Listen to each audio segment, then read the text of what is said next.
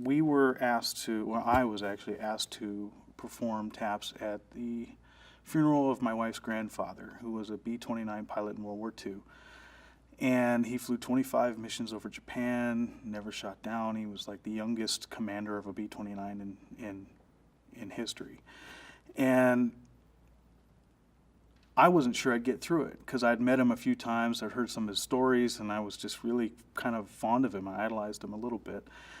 And so I invited a friend of mine, Gary, to play Echo Taps with me. And just in case I couldn't do it, he'd go on alone, and if I could, then it would be something really, really special.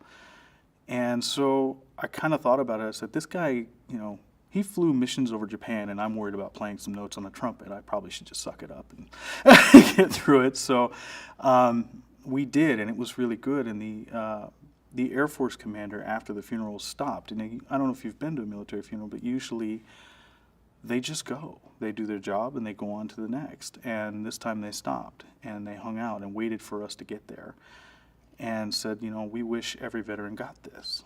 And we didn't know any better. We said, what do you mean? And he explained the electronic recording to us. And for the most part, and I would say the majority of the time now, because there's just not availability of military trumpet players around the nation to handle the number of funerals that happen, for the most part, TAPPS is performed on what we call a ceremonial bugle. It is an actual bugle with a speaker inside of it that plays a recording of TAPPS. So an individual of the honor guard will push a button at the appropriate time, and it'll play a pre-recorded TAPPS, and that's usually how it goes.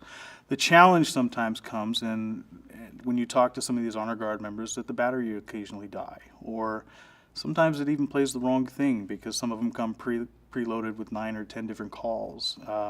When I said, that's just not something that could sit with me, because I could only imagine him getting that after what he's done.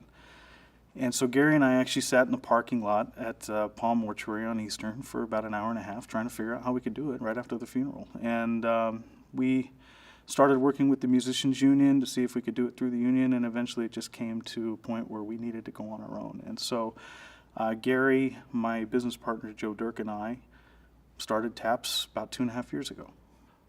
The difference is that our group TAPPS sends a professional in to perform the most meaningful and honoring part of the ceremony outside of the flag folding in a manner that's actually reflective of their service.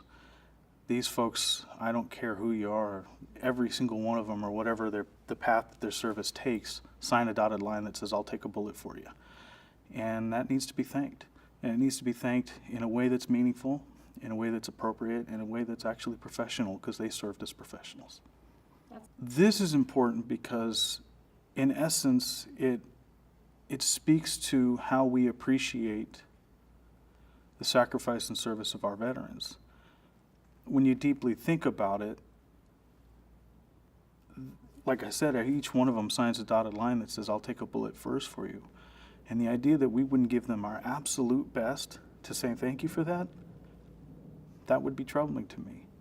So it's important that every veteran get appreciated the same way for that gift that they gave us.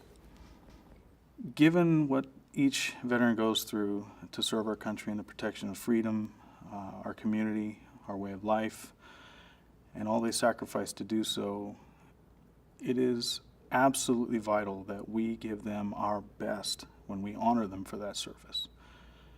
It can't be something in a box. It's got to be live, it's got to be professional, it's got to be real.